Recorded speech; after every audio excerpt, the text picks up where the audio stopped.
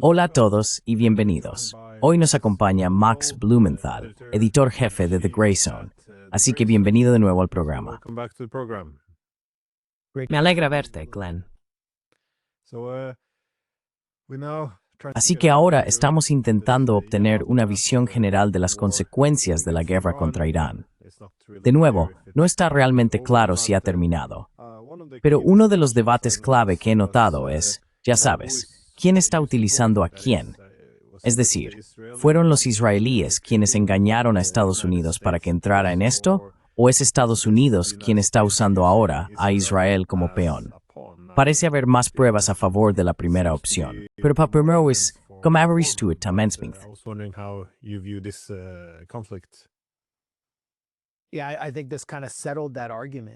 Sí, creo que esto prácticamente zanja ese debate.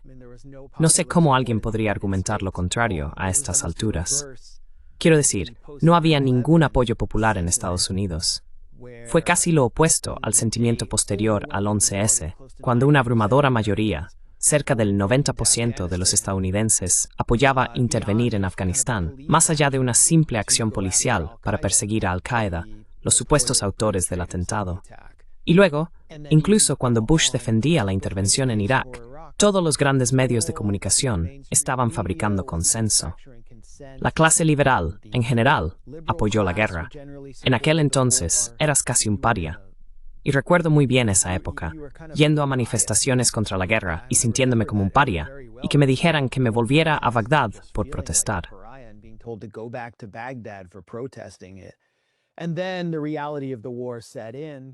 Y luego, la realidad de la guerra se impuso, y la opinión pública estadounidense cambió de postura, y realmente nunca volvió a la anterior. Escribí un libro, La gestión de la barbarie, sobre cómo Estados Unidos, esencialmente la CIA, ayudó a crear Al-Qaeda financiando a los mujahidines en Afganistán, y sentando las bases para que Al-Qaeda surgiera, y luego apoyándolos a través de diversas rutas clandestinas, incluso en los años 90. Básicamente, allanaron el camino para el 11S. La era posterior al 11S y la humillación de Irak ayudaron a que Donald Trump llegara a la presidencia. Y ahora Donald Trump se ha convertido en lo que yo llamo McCain naranja, ya que ha hecho lo que John McCain, el senador más neocon de nuestra generación, siempre soñó: bombardear Irán. ¿Y por qué lo hizo?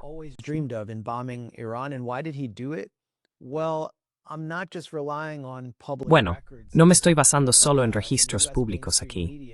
Y los principales medios de comunicación estadounidenses han blanqueado el papel de Israel de muchas maneras. Pero Donald Trump, para consternación de los arquitectos intelectuales de America First, Steve Bannon y Tucker Carlson, y tantos de los podcasters en los que confió para ganar el voto masculino joven, y del público estadounidense, que según una encuesta de YouGov, apoyaba la guerra en un porcentaje de alrededor del 19%, y los bombardeos a Irán en aproximadamente el 19%. Donald Trump ni siquiera presentó el caso, como hizo George W. Bush, para entrar en Irán. Ni siquiera intentó fabricar consenso. Y la única cadena que lo hacía era Fox News, dirigida al público republicano mayor.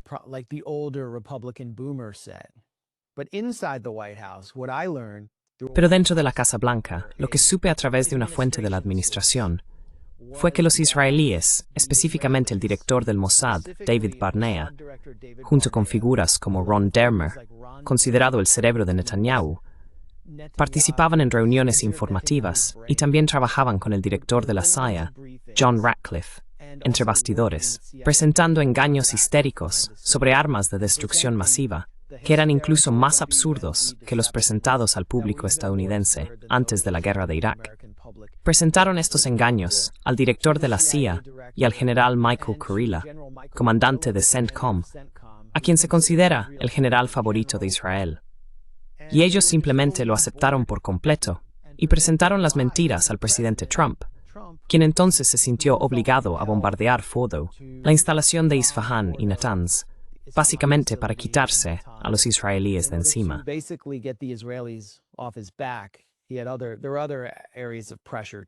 También hubo otras áreas de presión.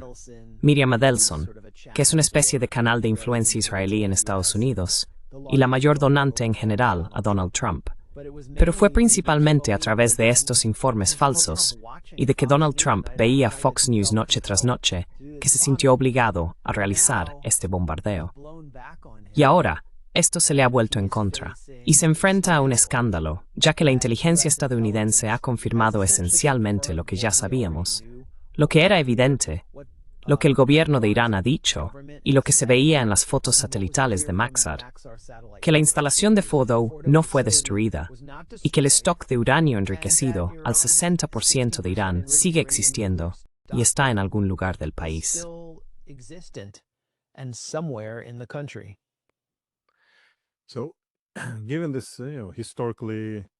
Dado esta oposición históricamente grande a la guerra dentro de Estados Unidos, y los enormes costes y riesgos de un ataque así contra Irán, sumados a la baja probabilidad de éxito, ¿por qué Trump seguiría adelante con esto, teniendo en cuenta que se presentó con una plataforma antiguerra y dividió al movimiento America First? ¿Se trata simplemente de la influencia israelí a través del lobby, o hasta qué punto hay figuras del Mossad ahora en la Casa Blanca? ¿Cómo podemos entender cómo Israel consiguió que Trump se implicara en esta guerra? Israel then got Trump roped into this war. Bueno, ese es un factor importante. Y publicamos recientemente un reportaje gracias a un audio que obtuve de una sesión informativa de AIPAC fuera de registro para el Congreso, donde trajeron a sus electores que hacen lobby en el Congreso a Washington. Esto fue el invierno pasado, y publiqué la grabación en abril, cuando me di cuenta de que tenía algo significativo en mis manos que me había proporcionado un participante en esa reunión. Me pareció importante porque fue en abril cuando la administración Trump hizo su primer movimiento para bombardear Irán. Eso fue bajo la dirección de Mike Waltz en el Consejo de Seguridad Nacional, que es relevante aquí, pero como decimos en Estados Unidos, lo han degradado a tareas menores. Básicamente, lo nombraron embajador de Estados Unidos en Irán, porque sus colegas lo delataron por coordinarse en secreto con Netanyahu.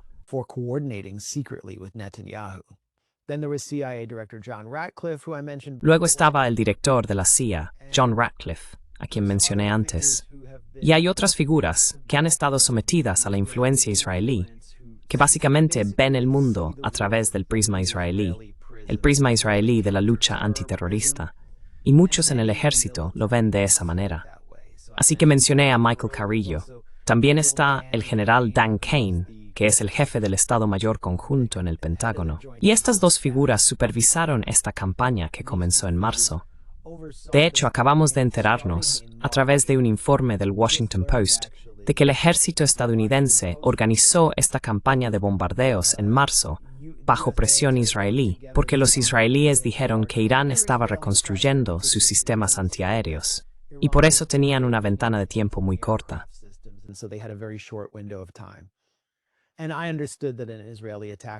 Y entendí que se avecinaba un ataque israelí. También se entendía, cuando estábamos en Irán, por parte de los diplomáticos con los que hablé, que se acercaba un ataque, simplemente no podían determinar exactamente cuándo. Así que en abril fracasó, pero publiqué este audio porque me pareció realmente significativo de esta reunión de AIPAC, donde el nuevo director ejecutivo de AIPAC, Elliot Brandt, está contando a sus simpatizantes cómo él, un veterano de 30 años en AIPAC, ha cultivado a todos estos miembros de la administración Trump, que ahora controlan el aparato de seguridad nacional. Mencionó a Marco Rubio, lo cual no fue una sorpresa. También mencionó a Mike Waltz y a John Ratcliffe. Y dijo que todo empieza en el Congreso.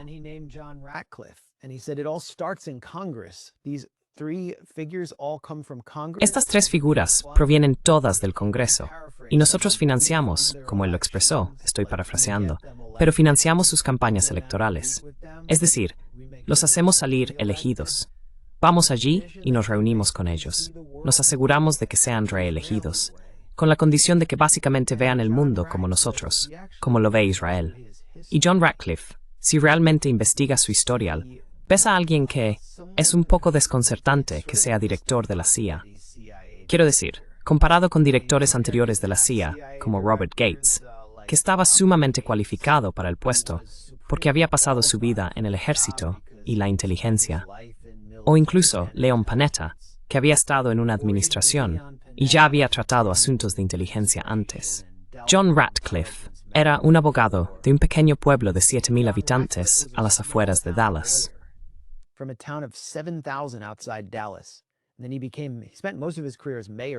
Y luego pasó la mayor parte de su carrera como alcalde de este pequeño pueblo. Después entra en el Congreso y es inmediatamente cultivado por AIPAC, haciendo lo que AIPAC quiere. Cuando Trump es elegido en 2016, Ratcliffe se convierte en uno de los defensores más acérrimos de Trump contra toda la farsa de Russiagate.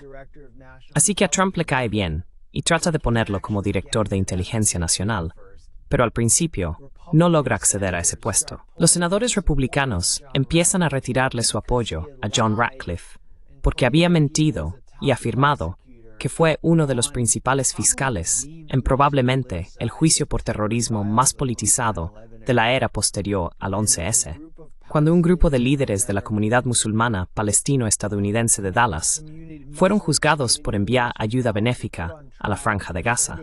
Se les acusó de estar a la vanguardia de esta supuesta red terrorista de Hamas.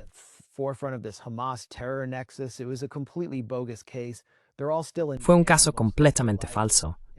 Todos siguen en la cárcel, en su mayoría de por vida. Durante ese juicio, el Mossad llevó a uno de sus agentes a testificar bajo una identidad falsa. Se desalojó la sala, convirtiéndola en un tribunal secreto, y presentó pruebas secretas, que el jurado creyó porque no pudieron conseguir una condena en el primer juicio. En fin, fue muy notable que Ratcliffe fingiera ser fiscal en este juicio dirigido por el Mossad en Estados Unidos. Es reelegido como director de inteligencia nacional en 2020, al final del primer mandato de Trump. Luego regresa como director de la CIA porque Trump quiere rodearse únicamente de leales absolutos, sin darse cuenta de que Ratcliffe en realidad también es leal a Israel. Se convierte en el principal informador para Israel, descrito por un funcionario de la administración Trump como el taquígrafo del Mossad.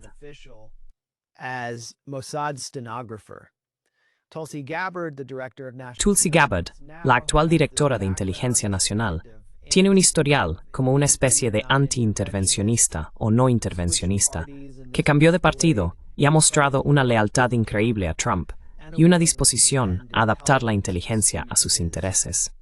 Su agenda política básicamente ya no está permitida en estas reuniones. No se le permitió asistir a una reunión en Camp David, donde Ratcliffe presentó esta metáfora deportiva para intentar convencer a Trump de bombardear Irán, diciendo básicamente que los israelíes habían llevado el balón hasta la línea de 1 yarda.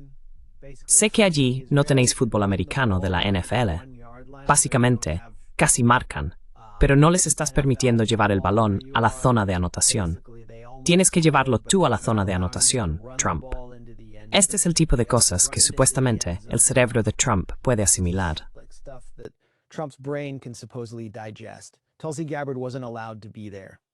A Tulsi Gabbard no se le permitió estar allí. Luego Trump sale y denuncia a Tulsi Gabbard cuando le preguntan sobre su comparecencia en el Congreso en marzo, donde presentó el hecho de que todos los anteriores directores de inteligencia nacional, desde 2012, han presentado la Evaluación Nacional de Inteligencia, que indica que Irán no está preparado para producir un arma nuclear, que Irán no posee ninguna, y que no tiene un programa de armas nucleares. Podría potencialmente producir una en varios meses, pero no tiene la intención de hacerlo. Y Trump dijo, no me importa lo que piense Tulsi Gabbard. Quiero decir, ahí fue cuando supe que el bombardeo iba a tener que llevarse a cabo. Así que el bombardeo se produce. Trump lo vende como una especie de... Es como una maniobra de relaciones públicas al estilo Top Gun, en la que lanzan la madre de todas las bombas.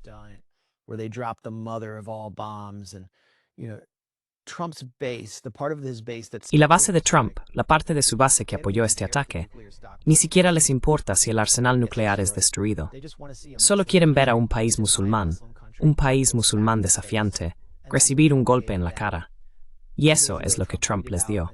Hace 2 días, Trump publicó en Twitter un video de IA usando la canción Bob R. Ann de los Beach Boys, Deb, y cambiándola por la melodía de Bomb Iran, evocando la infame y repugnante versión de la canción Bomb Iran de John McCain cuando era senador. lo cual es una locura, porque Trump se había presentado como el anti-McCain. Incluso se había burlado de John McCain y lo llamó cobarde, diciendo que solo voló en un avión y nunca vio combate real. Y mucha gente que sirvió en Irak realmente apreció eso. Así que, básicamente, Trump está canalizando el legado del neoconservador McCain. Trump basically is channeling the legacy of the neocon McCain. But if you actually listen to the lyrics of the AI song, it's very racist, it's very... Pero si realmente escuchas la letra de la canción de la IA, es muy racista, es muy islamófoba. Hablan de ir a la mezquita, de que van a lanzar una piedra. Se trata más de humillar a los musulmanes y humillar a Irán que de destruir realmente el arsenal nuclear. Y creo que eso es lo que sacia la psique de la base MAGA, o al menos de una parte de ella. Pero la realidad es que Trump no logró destruir el arsenal nuclear. Está siendo atacado por la prensa liberal, la prensa convencional, por eso. Y ha vuelto a la misma dinámica del Russiagate, donde dice, sois noticias falsas. Muchos de los mismos personajes están siendo reciclados para difundir evaluaciones de inteligencia que se filtran desde las entrañas del llamado Estado profundo.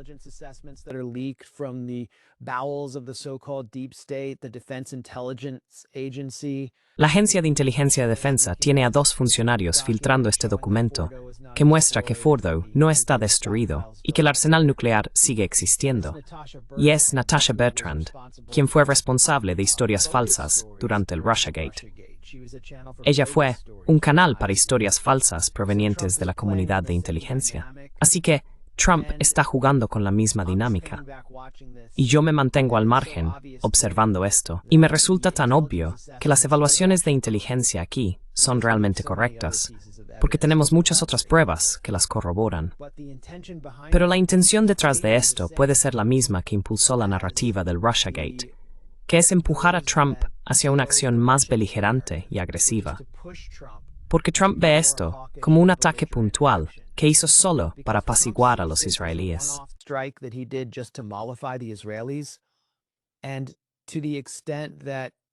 Y en la medida en que el programa nuclear de Irán no fue destruido y el ataque de Trump fracasó, aumentará la presión no solo por parte de los demócratas, sino también desde dentro del Partido Republicano, de senadores republicanos y miembros del Congreso respaldados por AIPAC, para que Trump vuelva a intervenir o permita que Israel lo haga y termine el trabajo que él no logró completar. Así que es muy peligroso políticamente. Es un entorno político muy peligroso ahora mismo en Washington. Creo que están provocando a Trump para que vuelva a intervenir. Los israelíes han dicho que esta fase no ha terminado y que tienen la intención de volver a intervenir de alguna manera, probablemente dentro del ámbito de la zona gris, donde puedan mantener cierta negación. Pero el alto el fuego que Trump orquestó y que pensó que sería una especie de jugada diplomática maestra, no se mantendrá.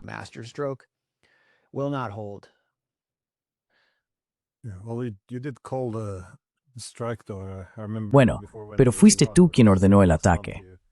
Recuerdo que antes de que fuésemos a Irán el mes pasado, te pregunté cuándo sería el ataque. Bueno, si ocurriría mientras estuviésemos allí. Y recuerdo que sugeriste que sería más tarde. Pero supongo que en gran medida era previsible, dado que Israel vio una oportunidad para debilitar, si no eliminar, a Irán. Aunque creo que eso era un poco demasiado optimista por parte de Israel. Mencionaste que Trump quería quitarse a Netanyahu de encima y, bueno, apaciguar a los israelíes. ¿Ves esto como la razón detrás del ataque? Atacar las instalaciones nucleares y también, supongo, permitir que Irán luego tomara represalias contra la base militar estadounidense en Qatar para que el conflicto llegara a un final natural? ¿Por qué hizo Trump todo esto? Se consideró un error iniciar una guerra desde el principio. ¿Dio Trump luz verde a Israel desde el principio para iniciar esta guerra con Irán?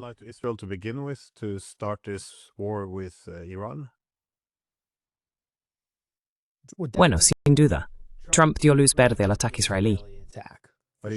Pero él pensaba que iba a ser un golpe definitivo. ¿O cuáles eran las... ¿Cambió de opinión después? ¿O cómo funcionó esto?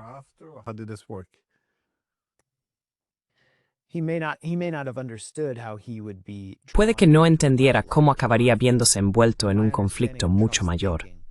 Quiero decir, según entiendo el pensamiento de Trump.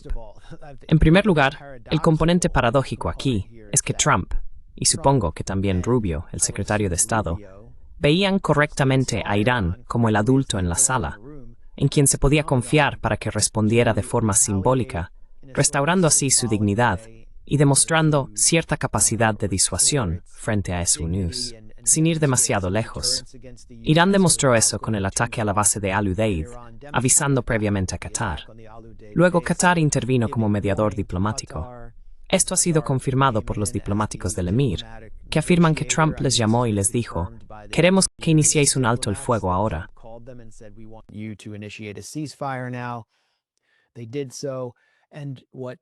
Lo hicieron. Y lo que Trump pensaba que iba a hacer era dar a cada parte la posibilidad de reclamar la victoria, incluyéndose a sí mismo y a Estados Unidos, a través de su especie de operación martillo de medianoche de temática pornográfica, donde ya sabes, Irán quedaba arrasado. Y luego daría por terminado el asunto. Steve Bannon, el ex estratega jefe de Trump, que ha sido uno de los principales críticos de que Trump caiga en la trampa israelí, ha dicho: esto es algo puntual. No vamos a volver atrás. Esto es lo que piensa Trump. Esta es la dinámica que cree haber diseñado y que cree tener bajo control. Pakistán nominó a Trump para el premio Nobel apenas 24 horas antes de que este mismo vino a atacar a Irán.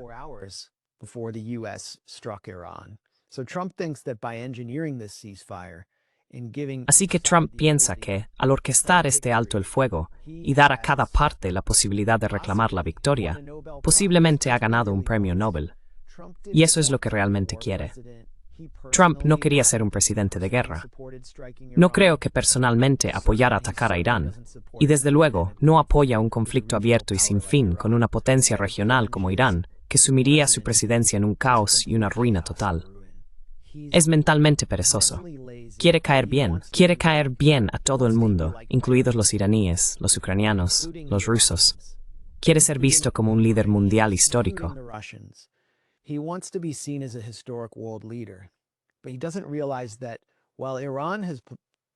Pero no se da cuenta de que, mientras Irán ha sido el adulto en la sala, hay un hijastro psicótico que ha estado en el ático, saliendo de vez en cuando para causar destrucción en la casa. Y ese es Israel. E Israel no va a permitir que este alto el fuego se mantenga.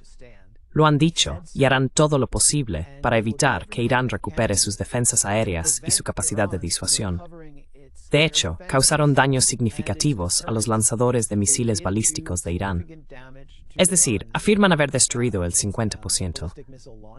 Dudo que sea tanto, pero vimos vídeos que confirmaban que no eran señuelos. Hubo explosiones secundarias, donde alcanzaron lanzadores iraníes antes de que pudieran desplegarse, como en Yazd, por ejemplo.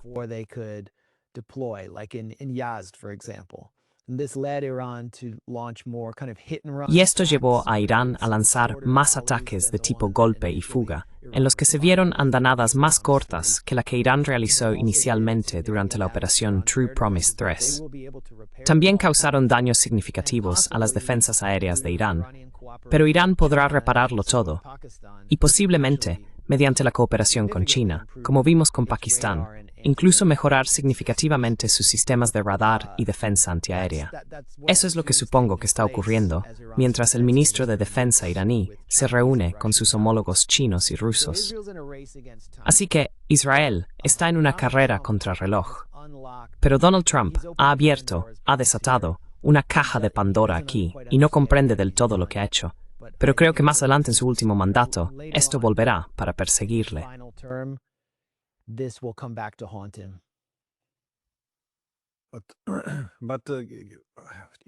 Pero para que Israel pueda poner fin al alto el fuego y reiniciar la guerra, y no solo reiniciarla, sino también involucrar a Estados Unidos, porque parece que Israel necesitaría la ayuda de Estados Unidos, tanto en armamento como en capacidad de combate, ¿no tendría Israel que desacreditar primero la afirmación de Trump de que las instalaciones nucleares fueron completamente destruidas, demolidas? Porque si aceptas la premisa de que fueron demolidas, entonces el motivo de la guerra desaparece. Como dijo J.D. Vance, es incómodo. No estamos en guerra con Irán, estamos en guerra con su programa nuclear. Ahora, supongamos que aceptamos ese argumento, entonces primero tendrían que destruir esa postura antes de poder volver a involucrar a Estados Unidos en esto. Yeah, and I think it's important to watch J.D. Vance because my Sí, understanding is that y creo que es importante observar a J.D. Vance porque, según tengo entendido, fue la figura clave en la administración para que esto fuera un ataque puntual y para orquestar el alto el fuego. Y realmente quiere que se mantenga, quiere que este sea su legado porque heredará el manto de Trump. Y tienes razón, este ataque contra Trump, que se basa en inteligencia real, a diferencia de Russiagate, por no destruir Fordo y no eliminar el arsenal, mientras Irán toma medidas para impedir la entrada de los inspectores de la OIEA, porque claramente han colaborado con los israelíes y los estadounidenses. La actuación de Rafael Grossi ha sido odiosa. Ha colaborado para hacer posible esta guerra. Y la posible salida de Irán del TNP pondrá más presión sobre Donald Trump para que vuelva a entrar.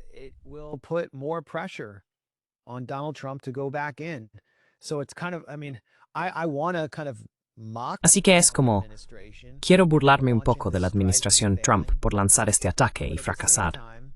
Pero al mismo tiempo, quiero que su narrativa se mantenga, porque eso significaría que Irán será dejado en paz y podría haber cooperación internacional de nuevo. Pero ese no es el camino que quiere seguir Israel. Y de hecho, podemos oírlo de los propios analistas israelíes. Un comentarista israelí en I-24, el canal 24 de Israel, se lanzó en una diatriba hace unos 3 días, declarando que Trump había fracasado y que la única manera es hacerlo estallar desde dentro, y que lo que han hecho es desastroso, porque ahora será mucho más difícil conseguir que la administración Trump en Estados Unidos ataque de nuevo.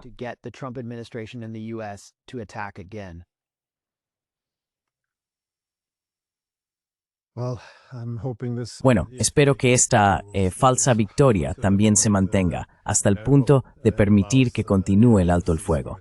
De todos modos, Max Blumenthal, muchísimas gracias por tu tiempo. Así que, sí, gracias de nuevo. Muchas gracias, Glenn.